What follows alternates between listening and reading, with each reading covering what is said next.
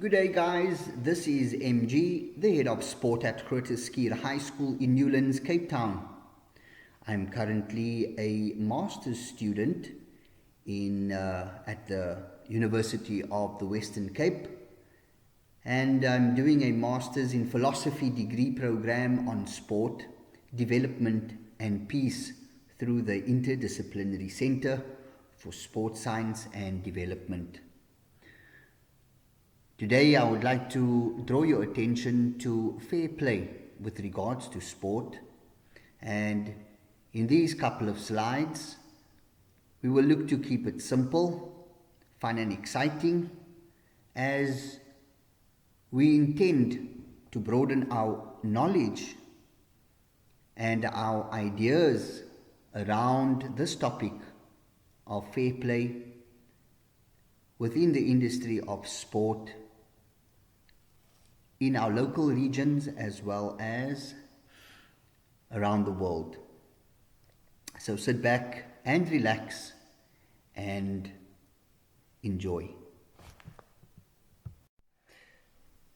The three questions that we are exploring today is 1. What is fair play relating to gender in sport? 2. What are some of the challenges that comes with fair play? 3. Does fair play level the playing field?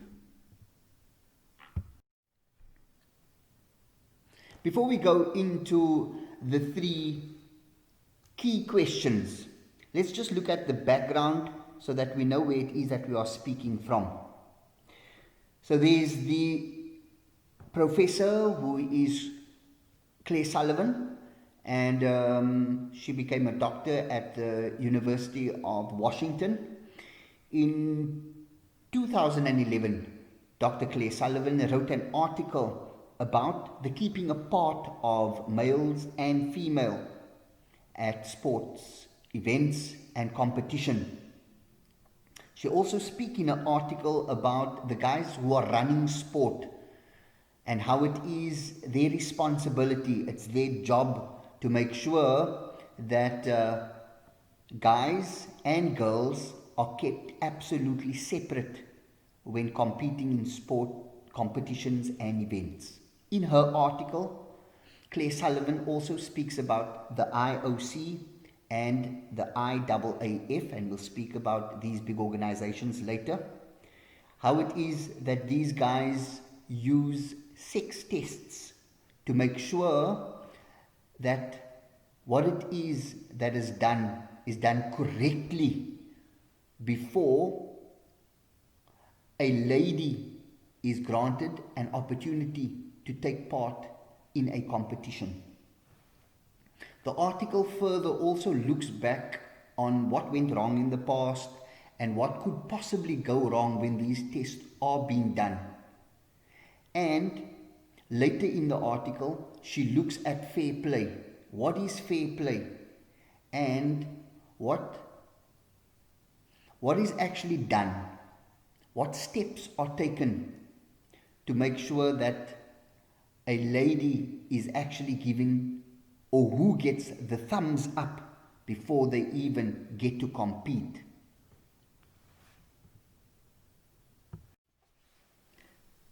The International Olympic Committee is an international NPO that is supposed to help as experts of the Olympic movement. According to the official IOC website, their role is to encourage ethics in sport, as well as educate the youth through sport dedicated initiatives to ensure that the spirit of fair play prevails and that violence in sport is banned. Then there is the IAAF. This is the International Association of Athletics Federation. This is an international governing body for sport of athletics. According to the IAAF and their website, their role is to first and foremost guarantee fairness and integrity, to basically make sure that people are following the rules and the policies when it is that they are engaging in a sports competition that is organized under its rules. Question 1. What is fair play relating to gender in sport?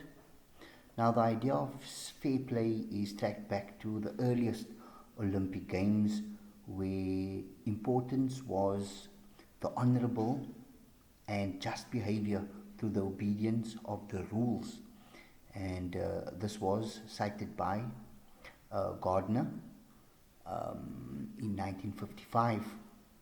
And the idea of fair play is generally understood to be important in sport, in life, yet it is not clear what precisely it is referring to, why it is so highly valued, what is the moral principles thereof, if any, if it is grounded, and what it is grounded upon, and if any good is involved in it.